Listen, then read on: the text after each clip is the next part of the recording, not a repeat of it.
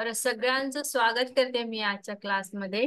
आज आपला म्हणजे हा जो क्लास आहे ऍक्च्युली हा मुकेश सरांनी आम्ही एक क्लास अरेंज केलेला मेष ते मीन लग्न कुंडल्या असतात त्याच्यावर उपाययोजना आपण अशा आपल्याकडे पत्रिका येतात तर त्याच्यावर आपण क्लायंटकडे फक्त पत्रिका आल्यावर आपण फक्त त्यांना प्रॉब्लेम सांगतो तर प्रॉब्लेमवर उपाययोजना काय सांगायच्या हा एक क्लास आम्ही अरेंज केलेला आणि त्या क्लासवर मुकेश सर केपी ऑप्शन काय तर रुलिंग प्लॅनेट कसं काढायचं आणि सर ऑप्शन थेरी.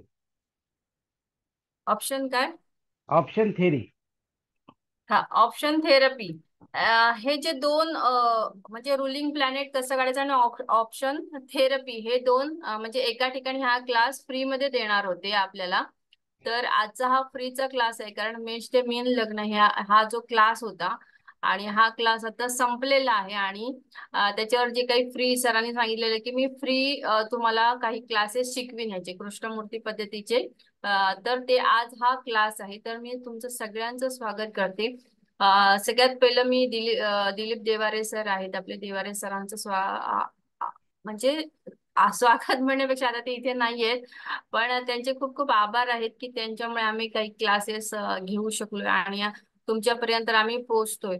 त्यामुळे पहिलं दिलीप देवारे सरांचं स्वागत करते. अभिषेक ऍस्ट्रॉलॉजी अकॅडमी तर्फे आम्ही हे क्लासेस अरेंज करतो. सरांचे पण काही फ्री मध्ये क्लासेस असतात काही पे करून का पेड क्लासेस पण आहेत.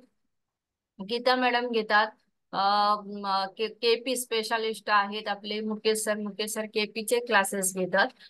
6 महिन्यांचा सरांचा क्लास चालू आहे आता केपीचे बरेच त्यांचे बॅचेस झालेले आहेत आणि माझे पण काही पेड क्लासेस असतात. तर कधी मध्ये आम्ही मेडिटेशनचे फ्री मध्ये क्लासेस वगैरे ठेवलेले होते. तर असं आमचं अभिषेक ऍस्ट्रॉलॉजी अकॅडमीच्या अंडर असे आम्ही क्लासेस अरेंज करतो आणि हा पण क्लास त्या अभिषेक ऍस्ट्रॉलॉजी लॉजिकल अभिषेक ऍस्ट्रॉलॉजी अकॅडमी तर्फे आम्ही अरेंज केलेला होता आणि आज मुकेश सर त्याचा क्लास जो फ्री मध्ये सांगितलेला तो घेणार आहे. तर मुकेश सरांचं मी स्वागत करते तुमचं सगळ्यांचं स्वागत करते आणि मुकेश सरांना सांगते की ते आता सध्या अयोध्येला जाऊन आलेले आहेत त्यामुळे ते येताना भरपूर सारखी रामाकडनं एनर्जी घेऊन आलेले आहेत. तर प्रभू रामचंद्रांना भेटून आलेले आहेत ते. तर त्याच एनर्जीचा आपण उपयोग करून घेऊया आणि त्याच एनर्जीने सर आपल्याला कृष्णमूर्ती पद्धतीचे जी काही त्यांच्याकडे ऑप्शन थेरपी आहे किंवा रुलिंग प्लॅनेट आपण कसे काढायचे ते सर आज आपल्याला शिकवणार आहे. तर सरांना मी विनंती करते की आज तुम्ही क्लासला सुरुवात करावी सर. धन्यवाद मॅडम. प्रथमतः देवारे सरांना वंदन, कारण त्यांच्याच कृपा आशीर्वादाने आपलं हे सगळे आज लेक्चर चालू आहेत. त्याचबरोबर परब मॅडम आपल्यालाही नमस्कार. चव्हाण मॅडम नाहीत, सर नाहीत, बाकी सगळे उपस्थितांना नमस्कार. परब मॅडमनी मेष लग्न ते मीन लग्नापर्यंतचे एक लेक्चर अरेंज केला होता. तर त्याच्या अनुषंगाने मी त्याला म्हणालो होतो की त्याच्यावर मी हा ऑप्शन थेरी फ्री लेक्चर देईन म्हणून. तर त्याच्या अनुषंगाने आपण घेत आहोत, पण आम्ही असं ठरवलं की सगळ्यांसाठी उपलब्ध करूया म्हणून सगळ्यांसाठी आपण तो या ठिकाणी लावलेला आहे. आता याच्यामध्ये कृष्णमूर्ती पद्धतीमध्ये जे रुलिंग प्लॅनेट आहे हे फार महत्वाचे आहे. त्याच्या अनुषंगाने बऱ्याचशा गोष्टी आपल्याला साध्य करता येतात. कृष्णमूर्ती पद्धतीमध्ये काय सांगितलं, रुलिंग प्लॅनेट म्हणजे जादूची कांडी किंवा ईश्वरी एक प्रकारची ती मदत आहे असं कृष्णमूर्ती पद्धतीमध्ये सांगितलं. आणि सोन बाजूला. त्याचा उपयोग करून आपल्याला बऱ्याचशा प्रश्नांची उत्तरं ही काढता येतात. बऱ्याच ठिकाणी त्याचा आपल्याला वापर करता येतो. ज्या ज्या ठिकाणी अडचण निर्माण होते त्या त्या ठिकाणी रुलिंग प्लॅनेटचा उपयोग करून आपण बऱ्याचशी प्रश्नांची उत्तरं आपण घेऊ शकतो. तर आज आपल्याला बाकी काय बघायचं नाही, आपल्याला ऑप्शन थेरीचा विचार करायचा आहे आणि रोलिंग प्लॅनेट संदर्भात आपण थोडीशी चर्चा करणार आहोत. आता रोलिंग प्लॅनेट म्हणजे काय, तर ज्या वेळेला आपण प्रश्नाची उत्तरं शोधतो त्यावेळेला आकाशामध्ये प्रश्न ज्या वेळेला आपण पाहतो, लक्षात ठेवा प्रश्न ज्या वेळेला पाहतो त्यावेळी जर आपण आता काय प्रश्न पाहणार असो तर आकाशामध्ये जे आता ग्रह ऍक्टिव्ह आहेत त्या ग्रहांचा आपण त्याच्यामध्ये उपयोग करतो. पण त्याच्यामध्ये कोणत्या ग्रहांचा उपयोग करतो, तर लग्नाचा स्वामी, जो लग्न असणाऱ्या आत्ताचा त्या लग्नाचा स्वामी. चंद्र आता ज्या नक्षत्रामध्ये असणार आहे त्या नक्षत्राचा स्वामी. चंद्र ज्या आता राशीमध्ये असणार आहे त्या राशीचा स्वामी. हे झाले तीन. आणि चौथा जो आहे तो आजच्या वाराचा स्वामी. आजचा वार कोणता आहे? तर आजचा वार रविवार. मग आजच्या वाराचा स्वामी हे झाले 4 रुलिंग प्लॅनेट मधले ग्रह. यांचा उपयोग आपण करून बऱ्याचशा प्रश्नांची उत्तर आपल्याला घेता येतात. दशेमध्ये सुद्धा विचार याचा करता येतो. बऱ्याचशा अनुषंगाने ह्याचा उपयोग आपल्याला करता येऊ शकतो. ही दैवी शक्ती एक प्रकारची आहे. तर हे झाले 4 रुलिंग प्लॅनेट. त्यापैकी एक 5वा अडचणीचा ग्रह म्हणून घ्यायला सांगितलेला आहे. ज्याला अडचण निर्माण होते त्यावेळेला 5वा रुलिंग प्लॅनेट मधला ग्रह घ्यावा. तर तो कोणता घ्यावा? तर लग्नाचा नक्षत्र स्वामी हा 5वा ग्रह अडचणीच्या वेळीच फक्त घ्यावा. बाकी 4 जे रुलिंग प्लॅनेट ते आपण नेहमी त्या ठिकाणी उपयोगात आणत असतो. आता याच्यामध्ये बलाबलीचा विचार केलेला आहे. तर सगळ्यात बलवान कोण? 5वा आपण बाजूला ठेवू. लग्नाचा जो नक्षत्र स्वामी आहे तो आपण बाजूला ठेवू. आपण नेहमी जे 4 वापरतो त्याचा पहिला विचार करू. तर लग्नाचा नक्षत्र स्वामी आपला लग्नाचा स्वामी, नक्षत्राचा स्वामी, राशीचा स्वामी आणि वाराचा स्वामी हे 4 आपल्या रुलिंग मधले ग्रह झाले. तर यापैकी लग्नाचा स्वामी हा सगळ्यात बलवान. नक्षत्राचा स्वामी आहे तो त्याच्या खालोखाल बलवान. राशीचा स्वामी आहे तो त्याच्या खालोखाल बलवान आणि वाराचा स्वामी आहे तो त्याच्या खालोखाल. म्हणजे जर आपण 100% जर विभागणी जर आपण केली तर लग्नाचा स्वामी हा 100% बलवान, नक्षत्राचा स्वामी हा 75% बलवान, त्यानंतर राशीचा स्वामी हा 50% बलवान आणि वाराचा स्वामी हा 25% बलवान. ही झाली बलाबली. ह्या बलाबलीचा आपल्याला उपयोग नेहमी करावा लागतो. आता या बलाबलीला क्रमवारी अशी का दिलेली आहे तर त्याचे थोडंसं आपण लॉजिक समजून घेऊया. ही जी काही क्रमवारी आपण घेतली 100%, 75%, 50%, 25%, याच्या मागचा लॉजिक काय आहे? तर जो कमी कालावधीसाठी उपलब्ध आहे, जो कमी कालावधीसाठी उपलब्ध तो सगळ्यात बलवान. लग्न किती वेळासाठी उपलब्ध असतो? तर फक्त सरासरी आपण 2 तास त्याचा विचार, 1.5 ते 2 तास, म्हणून तो सगळ्यात बलवान. चंद्र नक्षत्रामध्ये किती वेळ असतो? तर चंद्र नक्षत्रामध्ये 1 दिवस असतो, मग त्याच्या खालोखाल तो बलवान. चंद्र राशीमध्ये किती दिवस असतो? तर चंद्र राशीमध्ये 2.25 दिवस असतो, म्हणून तो त्याच्या खालोखाल बलवान. वाराचा आपण विचार आठवड्याचा करतो, म्हणून तो त्याच्या खालोखाल बलवान. अशी ही क्रमवारी, म्हणजे जो कमी कालावधीसाठी उपलब्ध आहे तो सगळ्यात बलवान. जर आपण आपली अडचण निर्माण झाली आणि आपण जर लग्नाचा नक्षत्र स्वामी घेतला तर तर तो सगळ्यापेक्षा बलवान, कारण तो फार कमी कालावधीसाठी आहे. कारण एका राशीमध्ये आपण काय म्हणतो तर 2.25 नक्षत्र येतात, मग त्या नक्षत्रापैकी एखादा नक्षत्र असणार आहे. मग जर एक लग्न आपण जर 2 तासासाठी घेतला म्हणजे किती, तर 6 दुने 12, 120 मिनिटासाठी आपण जर एक लग्न घेतला तर नक्षत्र किती मिनिटांसाठी येईल? तर साधारणतः आपण असं म्हणू 40-50 मिनिटांसाठी एक नक्षत्र येईल. म्हणून लग्नाचा नक्षत्र स्वामी हा सगळ्यात जास्त बलवान, जर तो कधी अडचणीच्या वेळी घेतला तर. तर अशा पद्धतीने जे काही रुलिंग प्लॅनेट आहे ते अशा प्रकारे बलवान म्हणून त्याचा उपयोग केला जातो. बलाबली बऱ्याचशा ठिकाणी बलाबलीचा उपयोग करावा लागतो, बलवान म्हणून आपल्याला घ्यावा लागतो. तर ज्या वेळेला आपल्याला तो बलवान म्हणून घ्यावा लागतो तर ही क्रमवारी आपल्याला ठरवून ते बलवान म्हणून आपल्याला ग्रह विचारात घ्यावे लागतात. तर रुलिंग प्लॅनेट म्हणजे काय? तर हे अशा प्रकारचे 4 ग्रह आणि 5वा ग्रह अडचणीचा ग्रह. आणि ह्याच्यामध्ये महत्वाचं काय सांगितलेलं आहे, मी तुम्हाला रुलिंगचे नियम सांगतोय. कृष्णमूर्ती पद्धतीमध्ये महत्वाचा जो एक विषय विचारात घेतला तो वक्री ग्रह. अस्त या ग्रहाचा विचार केलेला नाही, अस्त सुद्धा नाही म्हटलेला आहे, स्तंभी वगैरे या ग्रहांचा नाही विचार केलेला आहे. फक्त जे वक्री ग्रह त्यांचा विचार केलेला आहे. जर रुलिंग मध्ये वक्री ग्रह असेल तर तो त्या ठिकाणी आपल्याला सोडून द्यावा लागतो, कारण तो त्या ठिकाणी आपल्याला प्रश्नाचं उत्तर काढण्यासाठी सपोर्ट करणारा ग्रह नसतो, म्हणून तो रुलिंग मधून सोडून द्यावा लागतो वक्री ग्रह. त्यानंतर एखादा ग्रह रुलिंग मध्ये एकदा, दोनदा, तीनदा ज्या पद्धतीने येईल, कारण 4 ग्रह घेतो रुलिंगचे, मग 4 ग्रहांमध्ये तो किती वेळा येऊ शकतो? त्यावेळेला 3 वेळा सुद्धा येतो. तर अशा वेळेला त्याचा 2दा 3दा आपण रुलिंग मध्ये उपयोग करून घेऊ शकतो. अजून शनी बुधाचा सुद्धा त्याच्यामध्ये विचार केलेला आहे.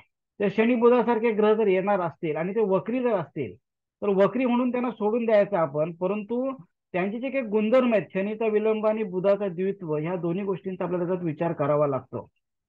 शनी बुध हे दोन्ही जर ग्रह येणार असतील, शनी आणि बुध हे दोन्ही ग्रह रुलिंग मध्ये येणार असतील तर शनीचा विलंबाचा विचार पहिला करावा आणि बुधाचा द्वित्वाचा विचार नंतर करावा. अशा पद्धतीने हे नियम आहेत. अधिक त्याच्यामध्ये राहू केतूचा सुद्धा विचार केलेला आहे. रुलिंग मध्ये राहू केतू कधी येऊ शकतात? तर ते नक्षत्राचे स्वामी म्हणून येऊ शकतात, परंतु आपल्या रुलिंग मधले ग्रह किती आहेत तर एकूण 4 ग्रह आहेत. पाचवा अडचणीचा ग्रह, नेहमी 4च वापरतो आपण. तर 4 ग्रहांमध्ये नक्षत्राचा स्वामी म्हणून राहू केतू येऊ शकतात, परंतु राशीचा स्वामी, जे लग्नाचा स्वामी किंवा राशीचा स्वामी किंवा वाराचा स्वामी म्हणून ते येऊ शकत नाहीत. परंतु गोचरीचे जे काही राहू केतू असतात, आता सध्या मिनेमध्ये राहू आहे आणि कन्येमध्ये केतू आहे. तर जर समजा आता केतू हा कशामध्ये तर कन्येमध्ये आहे, म्हणजे कोणाच्या राशीत आहे तर बुधाच्या राशीत आहे. आणि राहू मिनेमध्ये म्हणजे गुरुच्या राशीमध्ये आहे. जर रुलिंग मध्ये गुरु किंवा जर बुध येणार असतील तर त्या राहू केतूंचा विचार रुलिंग मध्ये हा करावा लागतो. हे सगळे रुलिंगचे नियम आहेत, यापेक्षा सुद्धा जास्त आहेत, परंतु ते थोडक्यामध्ये जे जास्त विचारात जे आपण घेतो त्या रुलिंगचा आपण या ठिकाणी विचार केलेला आहे. तर हे रुलिंग जे काही ग्रह आहेत हे फार कृष्णमूर्ती पद्धतीमध्ये फार महत्वाचे असतात. याचा वेळोवेळी आपल्याला उपयोग करावा लागतो. रुलिंग बँडच्या माध्यमातून आपण बऱ्याचशा गोष्टी बघू शकतो. मी तुम्हाला ऑप्शन थेरी शिकवणार आहे, पण त्यापेक्षा वेगळ्या बऱ्याचशा थेऱ्या ज्याच्यामध्ये आपण तासाभरातली घटना बघू शकतो, तेही रुलिंग बँडच्या माध्यमातून. आपण दिवसभरातली घटना बघू शकतो एखादी, तीही रुलिंग पॅन्टच्या माध्यमातून. आपण 10 ते 15 दिवसातली घटना बघू शकतो, तीही रुलिंग पॅन्टच्या माध्यमातून. आपण महिन्याभरातली बघू शकतो, वर्षभरातली बघू शकतो. तर अशा पद्धतीने काही घटना बघण्याचा जो काही क्रम आहे तो सगळा रुलिंग पॅन्टच्या माध्यमातूनच बघितला जातो.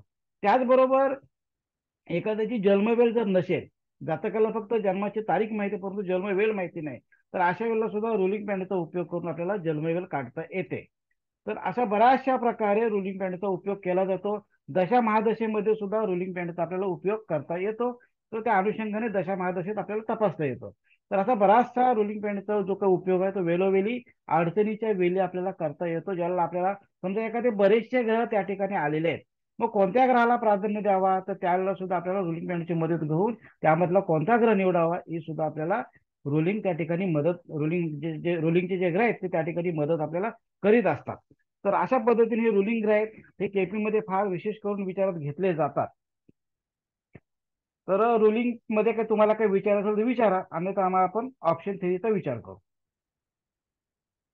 रुलिंग संदर्भात काही तुम्हाला प्रश्न असतील तर विचारा. कोणाला प्रश्न असतील तर विचारा.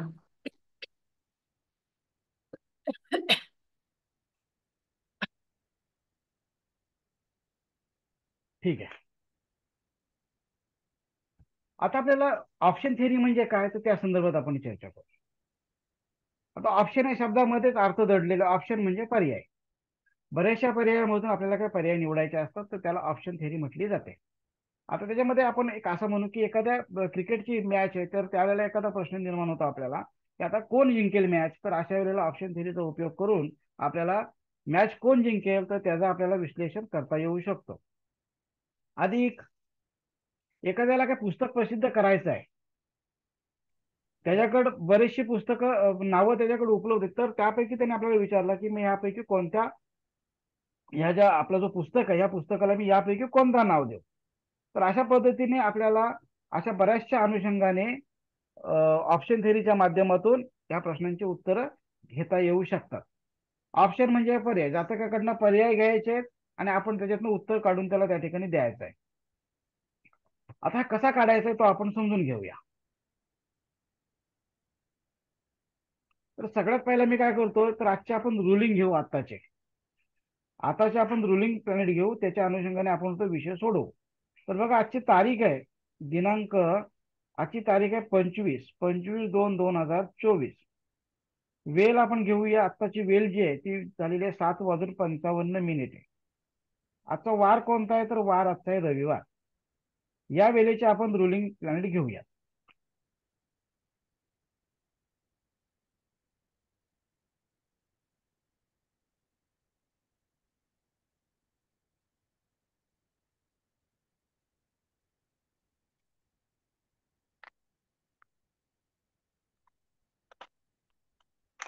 आपलं सगळ्यात पहिला काय काढायचं आहे तर सगळ्यात पहिला आपल्याला काढायचं लग्न.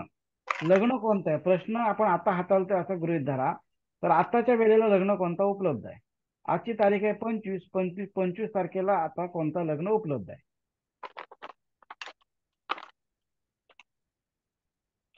तर बघा 7:54 या ठिकाणी सिंह लग्न संपतोय. 7:54 सिंह लग्न संपतोय आणि कन्या लग्न सुरू होते. म्हणजे साधारणतः आपली जी वेळ आहे ती कोणती वेळ आहे तर 7:55 आहे, म्हणजे आपलं लग्न कोणतं येईल, तर कन्या लग्न येईल. 7:54 पासून 10:01 पर्यंत कन्या लग्न आहे. मग लग्न कोणता, कन्या.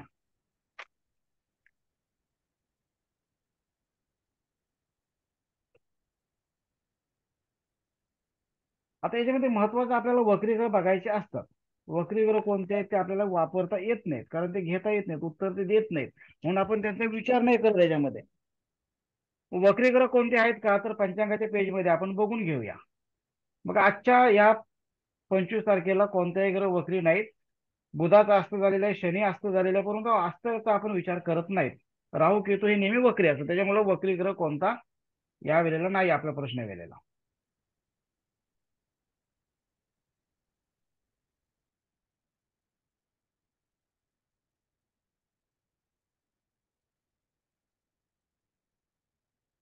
त्यानंतर नक्षत्र.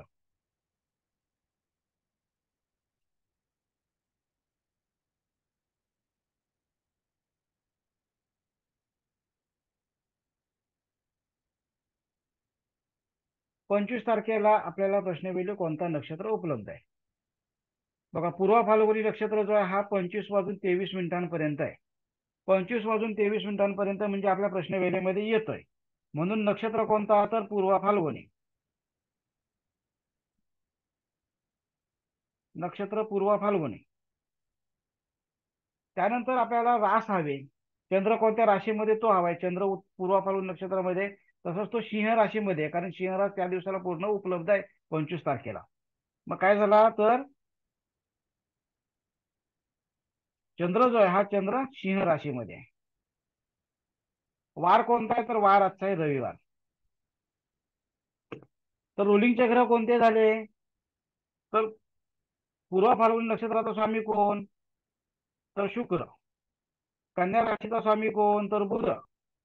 सिंह राशीचा स्वामी रवी, आणि वाराचा स्वामी सुद्धा आजचा रवी. म्हणजे रुलिंग मधले ग्रह किती झाले, तर बुध, शुक्र, रवी आणि रवी, हे 4 झाले रुलिंग मधले ग्रह. यांच्या माध्यमातून आपल्याला आजच्या प्रश्नाचं उत्तर काढायचं आहे.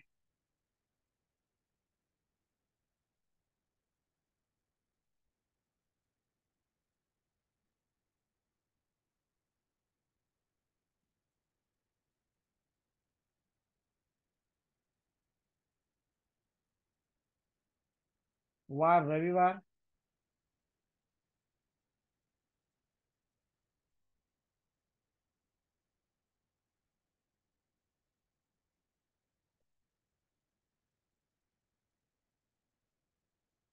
दिनांक 25/2/2024. वेळ आपण घेतलेली आहे 7:55. रुलिंगचे ग्रह काय आपण घेतलेले आहेत, तर रुलिंगचे ग्रह आपण लग्न लग्न कोण आहे, तर आपल्याला कन्या. कन्येचा स्वामी बुध.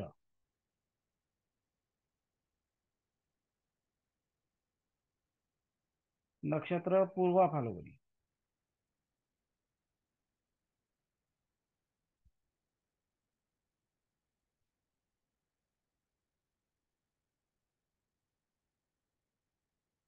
चंद्र रास सिंह.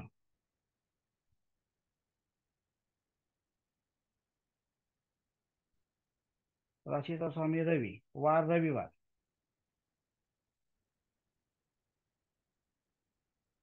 वाराचा स्वामी रवी. हे झाले आपले रुलिंगचे ग्रह. आत्ताच्या वेळच्या रुलिंगचे ग्रह. लग्नाचा स्वामी कोण आहे, तर बुध. चंद्र नक्षत्राचा स्वामी कोण, तर शुक्र. राशीचा स्वामी रवी आणि वाराचा स्वामी सुद्धा रवी. हे झाले रुलिंग मधले ग्रह. याच्या माध्यमातून आपल्याला आपल्या प्रश्नाची उत्तरं काढायची आहेत. याच्यामधून आपल्याला आपल्या प्रश्नाची उत्तरं काढायची आहेत. पर्याय किती अंकी सुद्धा असू शकतो. घातक जो काही प्रश्न विचारेल तो पर्याय किती अंकी सुद्धा असू शकतो. तर आपण 3 अंकांचा याचा विचार करणार आहोत. 2 अंकी, एक 15 अंकी घेऊ आणि एक 9 अंकी घेऊ. आता काय करायचं आपल्याला, तर इथे शुक्र आपला राहू आणि केतू येतात का कोणाबरोबर, तर ते येत नाहीत, कारण राहू कशामध्ये आहे, तर राहू मीनेमध्ये आहे. गुरु जर आला असता तर राहुल आपल्याला इथे घ्यावा लागला असता. केतू कन्येमध्ये आहे. केतू कन्येमध्ये आहे, त्याच्यामुळे काय होणार आहे, तर कन्येचा स्वामी बुध, बुध या ठिकाणी आलेला असल्यामुळे आपल्याला रुलिंग मध्ये केतू हा इथं घ्यावा लागणार आहे. परंतु ती एक गोष्ट लक्षात ठेवा, हे जे रुलिंग आहे, ऑप्शन थेरीची जी रुलिंग प्लॅनेट आहे त्याच्यामध्ये केतू आपल्याला घ्यावा लागत नाही. बाकीची जी उदाहरणं आपण विचारात घेतो, ज्याच्यामध्ये तासाभरातली घटना, दिवसभरातली, महिन्याभरातली, वर्षभरातली, तर त्याच्यामध्ये आपल्याला केतू घ्यावा लागतो. कारण काय, इथली थेरीची पद्धती वेगळी आहे. इथं पद्धत काय वेगळी आहे, तर इथं आपण त्या ग्रहांच्या राशींचा विचार करतो, त्या ग्रहांच्या राशींचा विचार करतो, आणि म्हणून इथं केतू घेणं, राहू किंवा केतू घेणं गरजेचे नाही. आता बुधाला राशी किती, तर बुधाच्या राशी 2, कन्या आणि मिथुन आणि कन्या. मग मिथुनीचा अंक किती, तर 3. कन्येचा अंक किती, तर 6. तर यांची आपल्याला बेरीज करायची असते. इथं अंकाचा उपयोग आपल्याला करायचा, याला अंक थोडासा अंकशास्त्र म्हणाल तरी काही हरकत नाही, पण याला ऑप्शन थेरीज म्हटली जाते. यांची बुधाच्या राशी किती, तर 2, मिथुन आणि कन्या. त्यानंतर शुक्राच्या राशी किती, तर 2, वृषभ आणि तुला.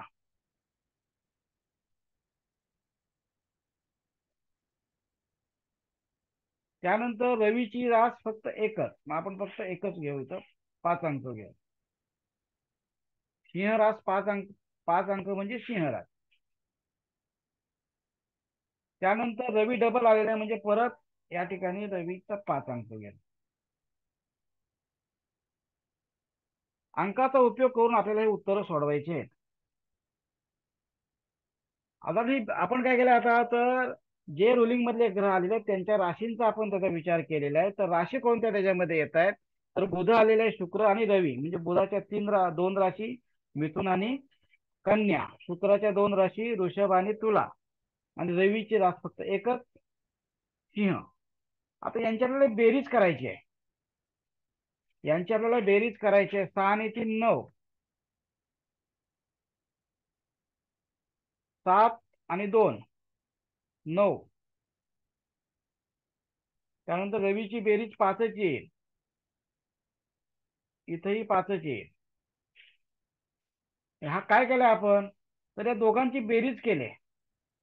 बुधाच्या 2 राशी 3 आणि 6 ची बेरीज 9, शुक्राच्या 2 राशी 7 आणि 2 9, रवीची रास फक्त एकच 5वी, परत वाराचा स्वामी रवीच आहे त्याची रास 5वी. अशा प्रकारे ह्या राशी आपण घेतलेल्या आहेत. आता यांची बेरीज करायची, एकूण बेरीज करायची आपल्याला. 9 9 18, 18 आणि 10, 18 आणि 10 28, 18 आणि 10 28, ह्यांची बेरीज झालेली 28. आता हीच बेरीज आपल्याला पुढे जाऊन वापरायची आहे सगळ्याला.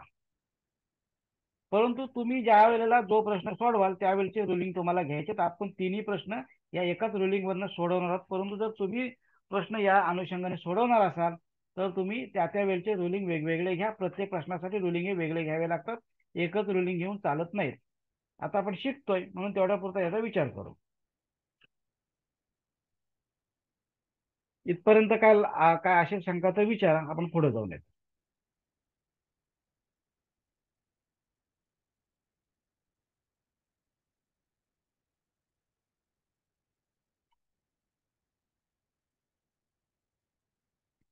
तर आपण काय करूया, 3 पर्याय, पहिल्या 3 पर्यायाचा प्रश्न बघूया. आता 3 पर्यायाचा प्रश्न आपण काय बघणार, तर आपण एक मॅथचा इथे विषय घेऊ, मॅच बघू आपण. हे 2 आपण असा इथे विचार करू, प्रश्न दोन्ही असू शकतो किंवा 3चाही असू शकतो. समजा आपण मॅचचा जर विचार केला तर मॅच एक जिंकेल एक हारेल, किंवा त्याच्यामध्ये आपण असं म्हणू की ड्रॉ होऊ शकतो, मॅच एखादी रद्द होऊ शकते.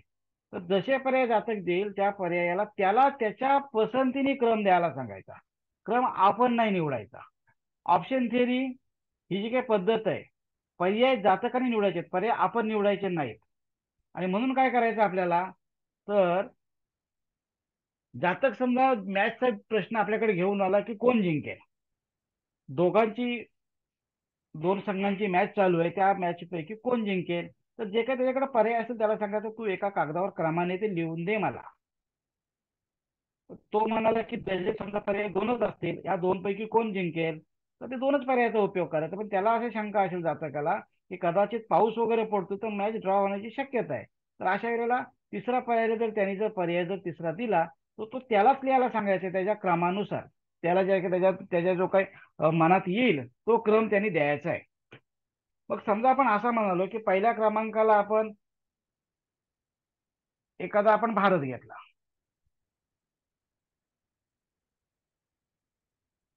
दुसऱ्या क्रमांकाला आपण जास्त शक्यता अशी वाटते की मॅच रद्द होण्याची शक्यता वाटते, तिसऱ्या क्रमांकाला आपण पाकिस्तान घेतला.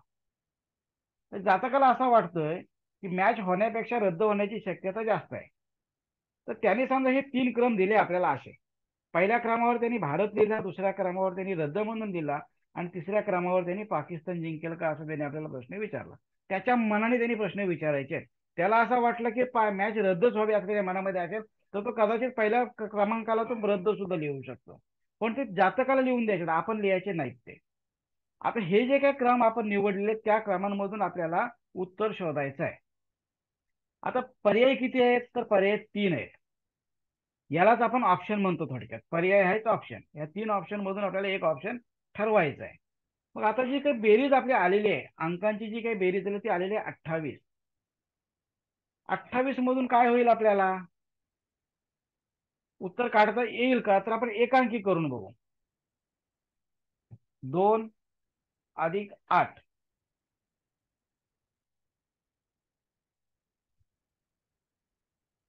बरोबर 10 झाले. इथं सुद्धा काय झालं, तर इथं सुद्धा दोन अंकीच परत उत्तर आलेलं आहे. इथं सुद्धा उत्तर दोन अंकीच आलेलं आहे. परंतु एक अंकी केला तर याच्यामधून जर आपण एक अंकी उत्तर केला तर काय उत्तर येईल, एक उत्तर येईल याचा. 10 + 0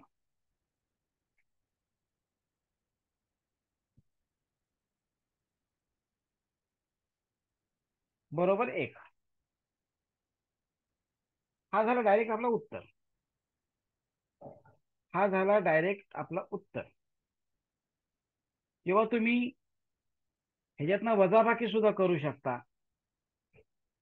10 मधून तुम्ही 3 घालवलात तर किती उत्तर येईल, 7 येईल. म्हणजे परत उत्तराची अडचण होते. तेव्हा काय केलं जातं, काय वेळेला 10ला तुम्ही भागू शकता. म्हणजे वजाबाकी करण्यापेक्षा जर भागलात 10ने, 10ला जर 3ने भागलात तर 3 × 9 बाकी किती राहील, एकच बाकी राहील. म्हणजे उत्तर आपला जो काही येतोय तो एकच येतोय. तर अशा अनुषंगाने काय होईल, इथं उत्तर काय आला याचा, तर एक हा उत्तर आलेला आहे. म्हणजे काय म्हणू इथं आपण, भारत जिंकेल.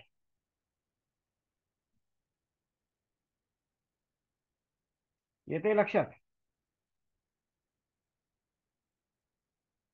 काय बोलत नाहीत कोण. Raskar sir, sir. केपी वाले रासकर सर आहेत ना आमचे, बोला.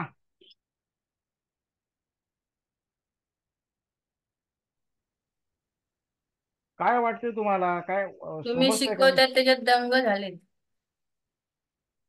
तसं छान बोलतो समजते ना. सर. हा, छान समजते. बोलल्यानंतर थोडासा आहे ना मजा वाटतो आपल्याला पण.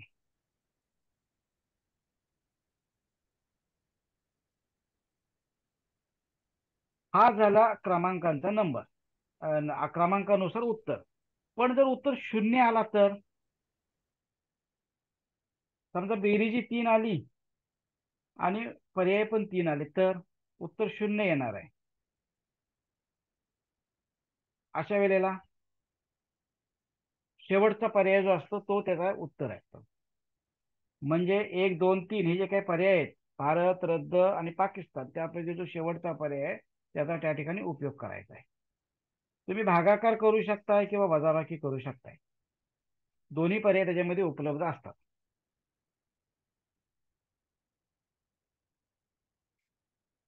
हे झाले 3 पर्यायाचे झाले. 9 पर्याय समजा आपल्याला जातकांनी दिले. हे झाले 3 पर्याय. पण त्याऐवजी एखादा जातकाने 9 पर्याय दिले की 9 पर्यायांमधून आपल्याला उत्तर काढायचं आहे, तर त्याला काय करणार आपण? हीच थिअरी त्या ठिकाणी आपल्याला वापरायची आहे. त्याने 3 9 9 त्या ठिकाणी आपल्याला जर पर्याय दिले, 9 दिले, 7 दिले, जे काय आहेत ते, तर त्यावेळेला हीच थिअरी वापरायची आहे. जर असं आपण म्हणालो की जातकाने 9 पर्याय दिले, 9च्या 9 पर्याय दिले ते असं समजा,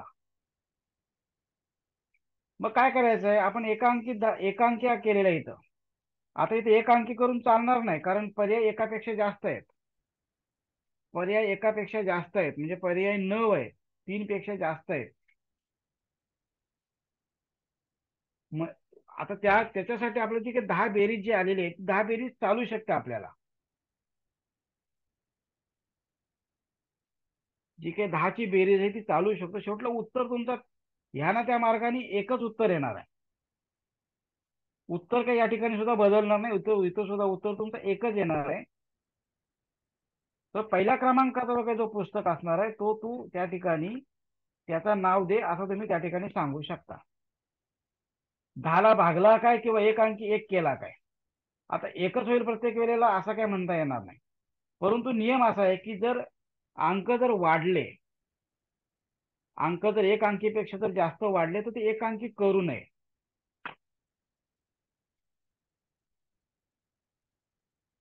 आता आपण इथं 10 अंक, इथं आपण पर्याय 9चा विचार केला. 9ला जर आपण 9चा जर पर्याय 9 पर्यायांचा जर आपण विचार केला आणि जर एक अंकी उत्तर आला तर चालू शकतो. परंतु तो जर 10 पेक्षा जास्त जर असतील तर 2 अंकी उत्तर झाला तर 0 येईल. उत्तर 0 येईल म्हणजे काय? तर शेवटचा पर्याय. उत्तर जर इथं जर उत्तर आपण पर्याय जर 10 असते तर उत्तर आपण एक अंकी केला नसता, मग 10 पर्यंत थांबलो असतो. मग जर 10 पर्यंत जर थांबलो असतो म्हणजे 28चे जे काही एकांकी आपण केले, 28चा आपण जे काही बेरीज केले 8 आणि 2 10, तर त्या 10 पर्यंत थांबलो असतो, आपण एक अंकीपर्यंत आलो नसतो. म्हणजे काय झालं असता? तर 10 आणि म्हणजे पर्याय पण 10 आणि आलेले जे काही रुलिंग मधले जे काही अंक आलेले तो सुद्धा 10, म्हणजे बेरीज झाली वजाबाकी झाली 0 किंवा भागाकार झाला 0. मग अशा वेळेला या ठिकाणी शेवटचा पर्याय निवडायचा आहे. समजतंय ना मी काय सांगतोय तो?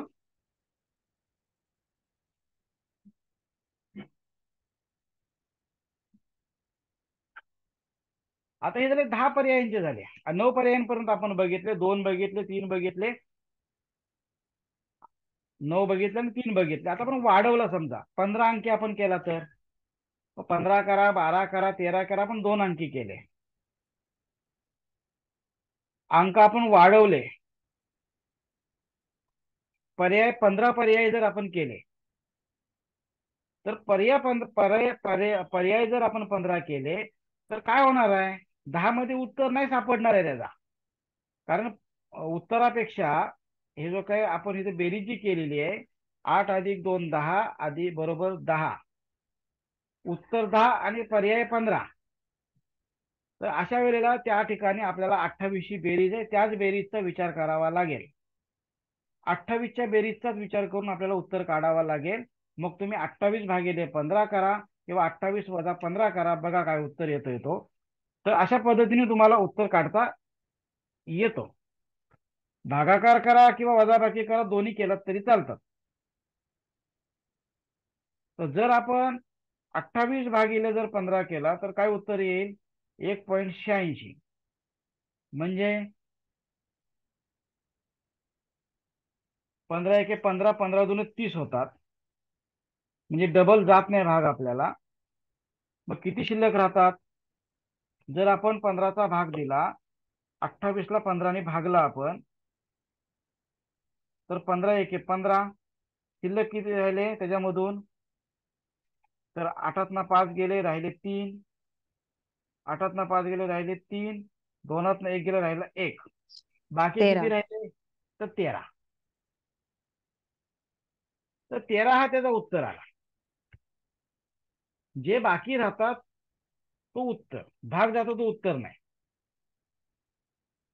शक्यतो भागाकार करा, तो जरा सोयीचा पडतो. भाग द्या, जो बाकी जी काही बाकी राहील भाग जाईल ते नाही म्हणायचं, आपलं विचार करायचा, जी बाकी शिल्लक राहील तो त्याचा उत्तर.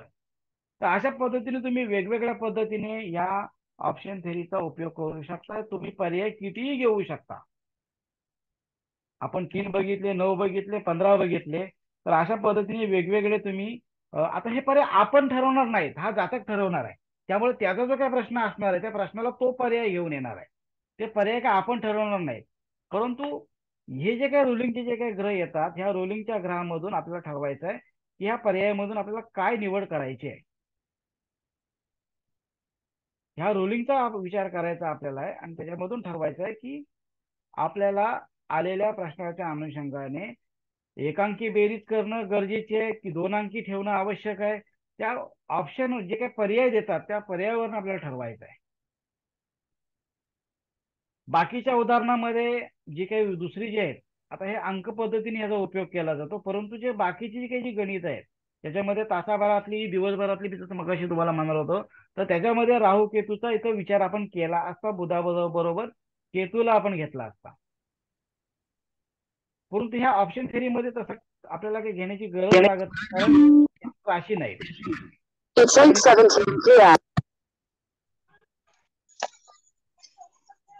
इथं आपल्याला राशी लागतात आणि राशी लागतात म्हणून आपल्याला राहू केतूचा विचार करावा लागत नाही. परंतु जर समजा नक्षत्राचा स्वामी म्हणून जर केतू आला असता तर मात्र केतू ज्या राशीमध्ये आहे त्या राशी स्वामीला त्या ठिकाणी महत्व द्यावा लागला असता. आता इथं कुठे येऊ शकतो ह्या रुलिंग मध्ये, तर पहिल्या ठिकाणी येऊ शकत नाही. तो लग्नाचा स्वामी म्हणून येऊ शकत नाही, राशीचा स्वामी म्हणून येऊ शकत नाही, किंवा वाराचा स्वामी म्हणून येऊ शकत नाही ते छायाग्रह, परंतु नक्षत्राचा स्वामी म्हणून येऊ शकतो. म्हणजे जर इथं शुक्राच्या ऐवजी राहू केतू जर काय आले असते तर ज्या राशीमध्ये ते त्या राशीने इथं आपल्याला घ्यावा लागला असता. इथं ऑप्शन थेरीमध्ये फक्त इथंच येऊ शकतात राहू आणि केतू, बाकी 2-3 ठिकाणी येऊ शकत नाहीत. म्हणून जर या ठिकाणी जर इथं जर आले ते नक्षत्राचे स्वामी म्हणून जर ते आले तर या ठिकाणी काय करायचं आपल्याला, ते जे कोण असणार आहे राहू किंवा केतू, जो कोण असणार आहे ग्रह, तो ज्या राशीमध्ये आहे त्या राशी स्वामीचा विचार करून त्याच्या राशी या ठिकाणी घ्यायच्या आहेत. परंतु बुध आलाय म्हणून बुधाबरोबर केतू घ्यायला पाहिजे तसं त्याचं काही या ठिकाणी गरज नाही, कारण त्यांना राशी नाही, त्यामुळे आपली अडचण होते त्या ठिकाणी. बोला का असे प्रश्न तर विचारा. बोलत नाही.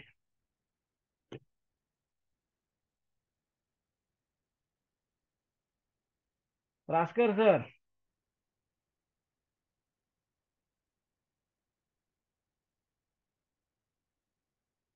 ऑप्शन थेरी समजली का तुम्हाला? समजली सर. तुम्हाला समजतंय फक्त.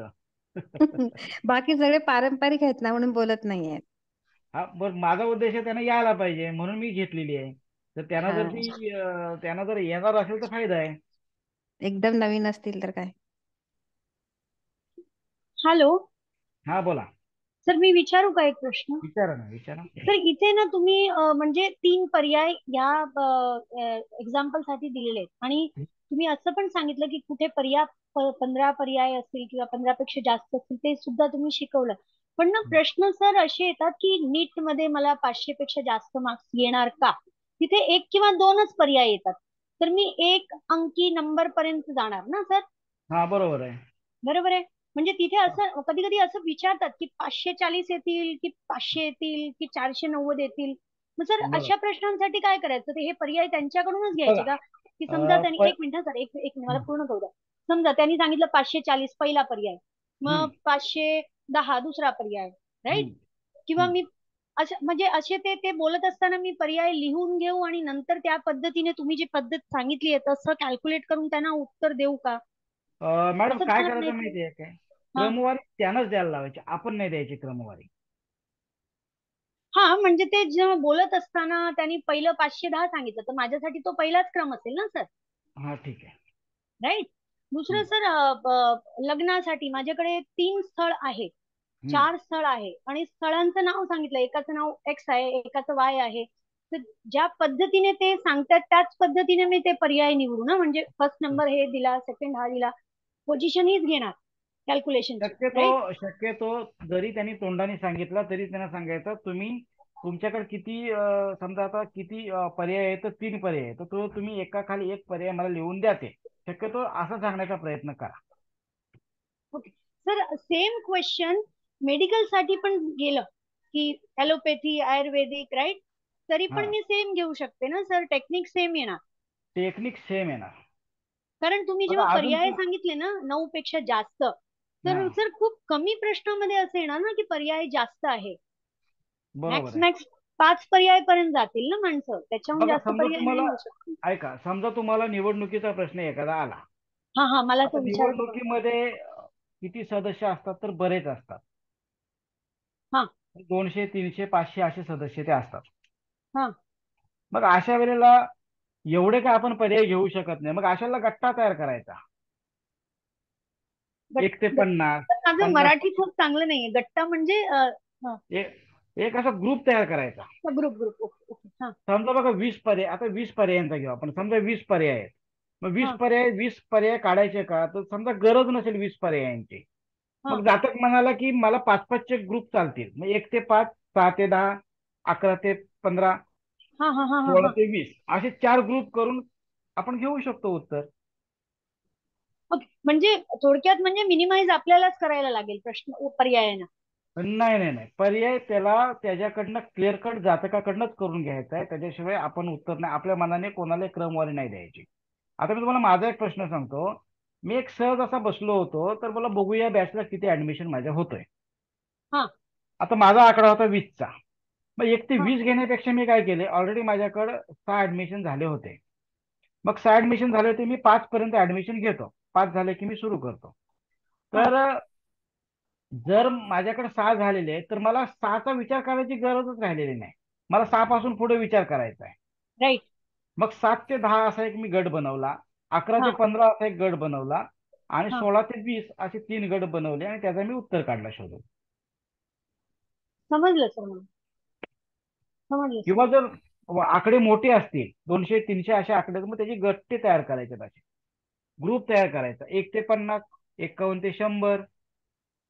हा हा, ह्याच्यामध्ये पण तुम्ही माझ्या दुसऱ्या प्रश्नाचं उत्तर दिलं. कधी कधी असं विचारतात की आपको क्या लगता है कितना परसेंटेज आएगा, हा 75, 85, 90 हा प्लस. बरोबर सर, सेम क्वेश्चन ना मी फॉरेन युनिव्हर्सिटी मध्ये ऍडमिशन भेटणार का, पर्टिक्युलर युनिव्हर्सिटी, हा सेम सेम टेक्निक यूज करू शकते ना मी? करू शकता. ठीक आहे ठीक आहे, thank you thank you sir. Thank you. आहे कोणाचा प्रश्न? कोणाला प्रश्न असतील तर विचारा.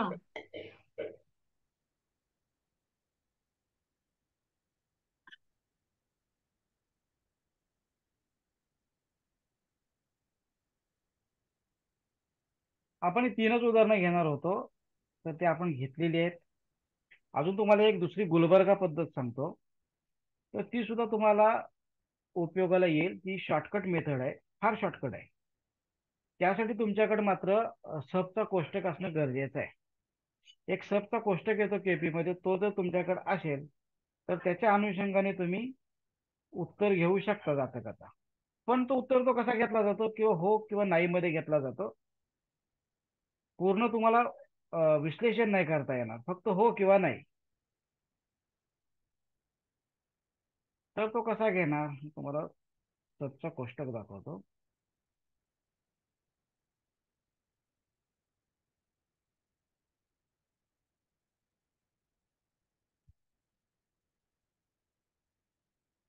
जसे आता आपण रुलिंग काढलेले आहेत तर त्याच तशाच पद्धतीने रुलिंगचा उपयोग करायचा आहे. परंतु या ठिकाणी आपल्याला काय करायचं आहे, तर सबचा जो कोष्टक आहे त्या कोष्टकामध्ये हा सबचा कोष्टक केपी मध्ये सगळ्यासाठी उपयोगात आणावा लागतो. सब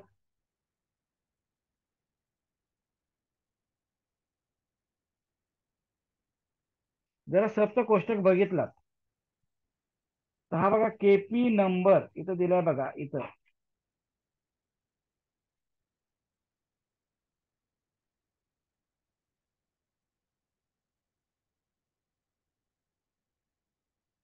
इथं केपी नंबर दिलेले आहेत. हे बघा, हे असे केपी नंबर आहेत. 1 2 3 4 5 6 7 8 9 असे हे 249 नंबर आहेत.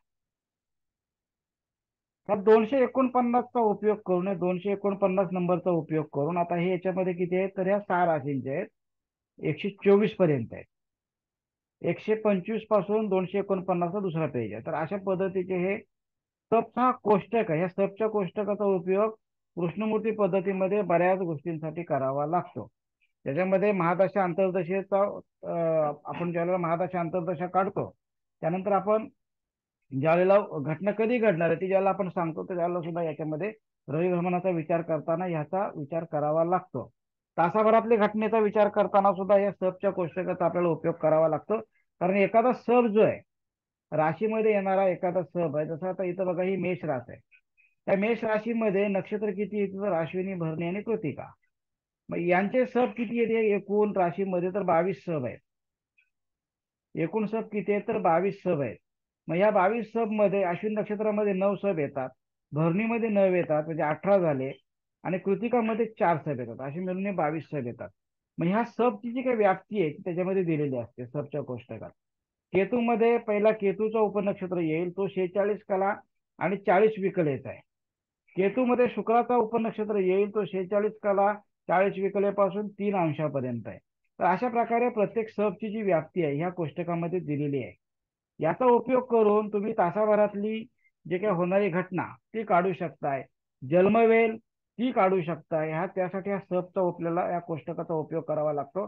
आता हा सबचा कोष्टक आहे, याच्या जोडीला अजून सबचा सुद्धा कोष्टक आपल्याला घ्यावा लागतो.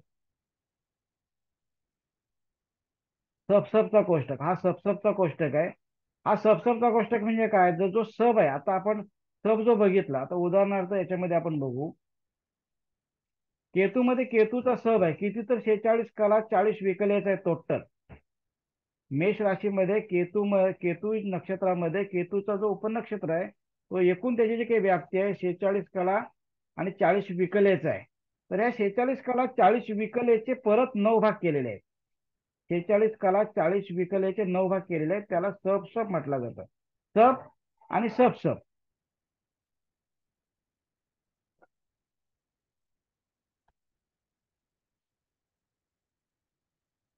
हा पूर्ण जो केतू आपण जो बघितला 46 कलेचा तर हा पूर्ण 46 कलेचा केतू आहे. ह्याची एकूण जी व्याप्ती आहे ही बघा आपण जी बघितली ती 46 कला 40 विकला. ह्या 46 कला 40 विकलेचे 9 भाग केलेले आहेत.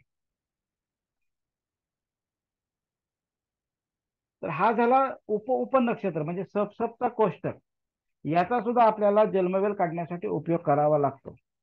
तर अशा पद्धतीने हे केपी मधले फार महत्वाचे 2 कोष्टक आहेत ज्याच्यामध्ये ज्याला आपण सबचा कोष्टक म्हणतो 1 ते 249चा. त्याचबरोबर सबचा म्हणजे उपनक्षत्र स्वामीचा हा कोष्टक आहे. तर याचा उपयोग करून बऱ्याचशा गोष्टी आपल्याला केपी मधनं काढता येतात. आता मी तुम्हाला जे ऑप्शन हे जे आता हे जो म्हणालो गुलबर्गा पद्धत तर ती गुलबर्गा पद्धत काय आहे ती थोडीशी आपण बघूया. तुम्हाला समजा जातकाने एखादा जातक कामासाठी कुठेतरी बाहेर चाललेला आहे. एखादा जातक कामानिमित्त कुठं बाहेर चालेल त्याचा प्रश्न फक्त एवढाच घेऊ शकतो हो किंवा नाही, विश्लेषण करता येणार नाही. जातक आला तुमच्याकडे त्याने विचारला की मी अमुक अमुक कामासाठी चाललेलो आहे तर तो माझा काम होईल का, हो किंवा नाही एवढंच तुम्हाला सांगता येईल. तर अशा वेळेला काय करायचं आहे हे जे 1 ते 249 चे काही कोष्टक आहे हे जे 1 ते 249 चे जे काही सब आहे सबचा कोष्टक तर हे जे काही अंक आहेत ह्या अंकापैकी त्याला एखादा अंक सांगायला सांगायचा. जो अंक सांगेल जो जातक अंक सांगेल त्या अंकासमोरचा सब कोणता आहे तो आपण बघायचा आहे. या सबच्या कोष्टकामध्ये समजा उदाहरणार्थ आपण असं म्हणू की 113 नंबर एखाद्या जातकाने सांगितला.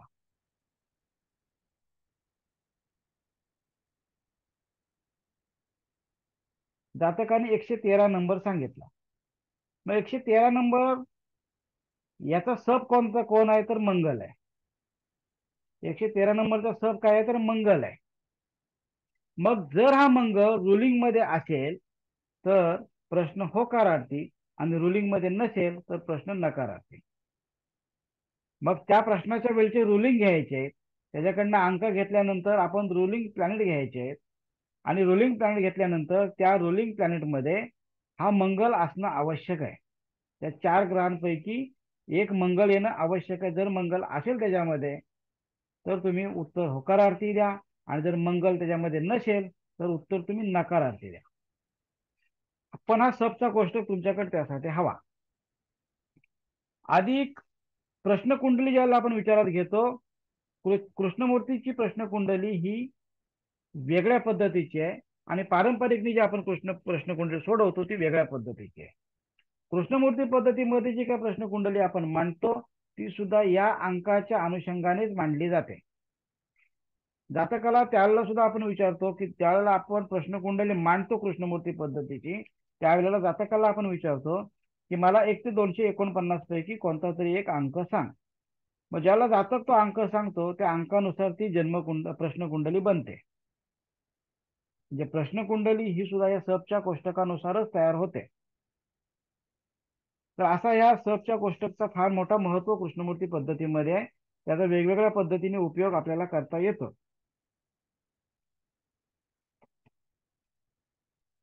बोला, काय असेल तर प्रश्न बोला, अन्यथा मग थांबू आपण. कोणाला प्रश्न असतील तर विचारा.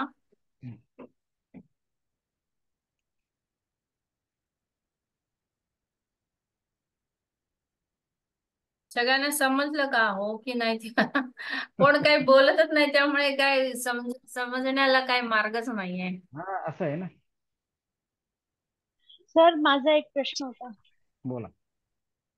सर आता तुम्ही सांगितलं ना की नंबर घेतल्यानंतर रुलिंग मध्ये तो प्लॅनेट नसेल हा. तर नकारार्थी उत्तर येणार, ठीक आहे. हो हो. प्लॅनेट असेल आणि प्लॅनेट वक्री असला मग वक्री घ्यायचंच नाही ना आपण. म्हणजे उत्तर नकारार्थीच येणार म्हणजे.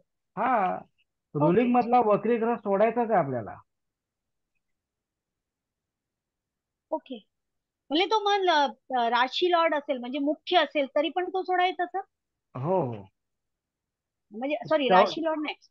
मी तुम्हाला काय सांगतो, 4 स्टेप मध्ये तू कुठेही येऊ दे, वक्री असेल तर सोडायचं आहे. अच्छा ठीक आहे. पण म्हणजे बलाबली. गुरुग्रह. हा हा, हा बोला. हा हा, आम्ही हा ते बलाबली तेच तेच तेच. तर बोला तुम्ही. बलाबलीचा तुम्ही उपयोग करून त्याच्यामध्ये हा विश्लेषण करू शकता. जर बलवान असेल तर सहज सोपा होईल असंही तुम्ही विश्लेषण करू शकता. कमी बलवान असेल तर त्याच्या अनुषंगाने सांगू शकता की जरा प्रयत्न करावे लागतील, असं लॉजिक लावू शकता त्या संदर्भात. बघा, ज्योतिषशास्त्र हा लॉजिकचा शास्त्र आहे. तुम्हाला हवा तेवढे तर्क त्याच्यामध्ये लावता येऊ शकतात. सगळ्यात बलवान असेल हा रुलिंग मधला जो काही आपल्याला त्या ठिकाणी तो जो काही तो अंक जो काही सांगणार आहे त्या हा अंकाच्या अनुषंगाने जो काही त्या अंकाचा सब असणार आहे हा तो रुलिंग मध्ये सगळ्यात बलवान असेल तर तुम्ही सांगू शकता की फार जास्त काय प्रयत्न तुला ज्या काही कामासाठी चाललेले आहेत त्या कामासाठी जास्त काय प्रयत्न करावे लागणार नाहीत, सहज सोप्या हा. पद्धतीने काम होईल. तर ती क्रमवारी तुम्ही घेऊन सांगू शकता 4 ग्रहांच्या अनुषंगाने. ठीक आहे. Thank you thank you sir. आहे प्रश्न कोणाला? थांबूया नाही तर मग. एखादं उदाहरण घ्या ना. कशाचा? आता 113. माईक बंद झाला तुमचा. 113. हा. हा 113 नंबर घेतलेत ना, तसं एखादं उदाहरण अजून एखाद्या नंबरचं काय. तुम्हीच बोला आता, सांगा एखादा नंबर. पण ते रुलिंग घेऊ आपण, मग प्लॅनेट घेऊ, रुलिंग प्लॅनेट घेऊ. हा, चालेल चालेल. आता ही एक पद्धत 51. लक्षात ठेवा. ऐका 2 मिनिटं. ही पण एक पद्धत आहे ना, ती थोडीशी एक वेगळी अवलंबा. काय होतं माहितीये जातं काय वेळेला, आता हल्ली अंकशास्त्राचा वगैरे प्रभाव जास्त आहे. कोणीतरी लकी नंबर म्हणून सांगितला असतो, कोणीतरी मुलांक भाग्यांक असे काय अंक सांगितलेले असतात. मग जातक शक्यतो काय करतो, तोच अंक सांगतो. हो तर अशा हो. वेळेला काय थेरी वापरायची ते सांगा. एखादा पुस्तक समोर द्यायचा, त्याच्या पुस्तकाचे जे काही पेज आहेत ते पेज हा आपण समोर मांडायला सांगा. पेज आपल्याला निवडायचे 249, 1 ते 249. त्याला सांगायचं ते बंद कर पेज. त्याला सांगायचं तुला काय तुझ्या ईश्वराचं नाव घ्यायचं, तुला कोणाचं नाव घ्यायचं तर तू नाव घे. प्रश्न मनामध्ये तुझा काय तो त्या ठिकाणी घे तू, आणि त्यानंतर तू एकदाच तो पुस्तक उघड आणि त्यानंतर उजव्या साईडचा मला पेज सांग. कारण उजवी साईड म्हणजे आपण शुभ समजतो म्हणून, बाकी त्यामागे दुसरा काही लॉजिक नाही. तर उजव्या साईडचा काही पेज नंबर असेल तो सांग. प्रश्नकुंडलीसाठी सुद्धा मी हीच थेरी वापरतो. कारण जातक काय करतो, शुभ अंक सांगतो, त्याच्यामुळे गोंधळ निर्माण होतो आपल्याला. असंच करतात लोक येणारे. हा. प्रश्नकुंडलीमध्ये बराचसा आपल्याला अंकाच्या अनुषंगाने म्हणा चंद्राच्या अनुषंगाने म्हणा, जातकाचा जो प्रश्न आहे त्याचा मनाचा ठाव आपल्याला घेता येतो. काय काय वेळेला जे अंक जो जातक सांगतो ना, ते अंक संबंधित स्थानाचे पण असतात. म्हणजे ज्या स्थानासंदर्भात त्याचा प्रश्न आहे त्या स्थानासंदर्भात त्याच्यामध्ये अंक येतात काय वेळेला. असं बऱ्याच वेळेला घडताना दिसतं. चंद्र तर परिस्थिती त्याची स्थितीमानाची सांगतोच नेमकी काय असेल ती, पण अंक सुद्धा काही वेळेला असे येतात. समजा संततीचा प्रश्न आहे तर 5 नंबर येईल किंवा 2 नंबर येईल म्हणा. म्हणजे 5 नंबर म्हणजे आपला संततीचा स्थान, 2 नंबर कुटुंब स्थान. नोकरी असेल तर 6 नंबर किंवा 10 नंबर त्याच्यामध्ये अंक येतो. असे बरेचसे अंक त्याच्यामध्ये येताना आपल्याला दिसतात प्रश्नकुंडलीमध्ये. आता इथं बघा, आता आपण काय करूया, आताचे रुलिंग घेऊ. मला एखादा अंक तुम्ही सांगा 1 ते 249 पैकी. आता सांगितलं तो सांगू की दुसरा सांगू? सांगा तुम्ही कोणता आहे तुझा. 201. 201.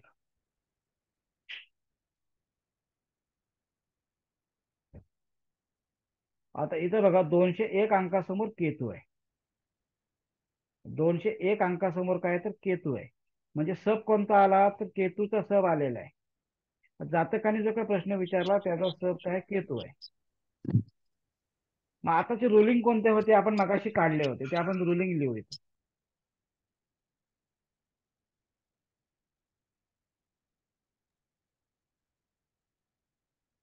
लग्न आला होता आपला मगाशी कन्या, तेच आपण घेऊ. कन्या, स्वामी बुध. आता बुध आला म्हणजे इथे केतू येईल. त्यानंतर नक्षत्र. नक्षत्र कोणता मगाशी आला होता तर पूर्व फाल्गुन. फाल्गुनी.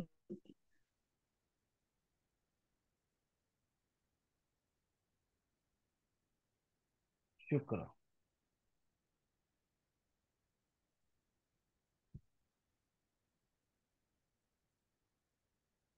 राशी आली होती सिंह. रवी येईल ना.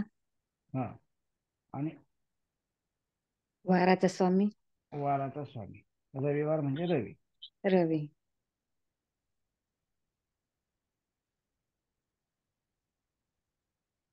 हे झाले रुलिंग मधले ग्रह.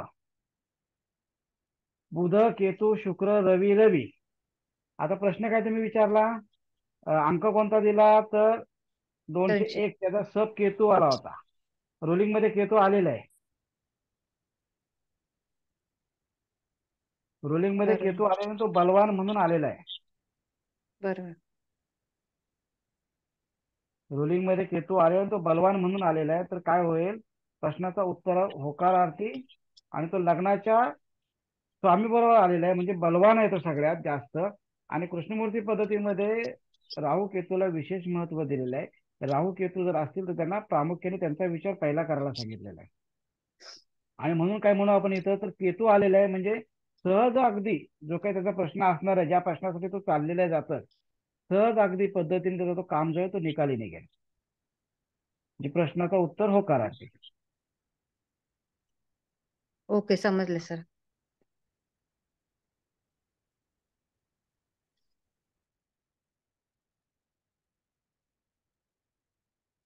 ठीक आहे, मग थांबूया. प्रश्न तर नाहीत कोणाचे.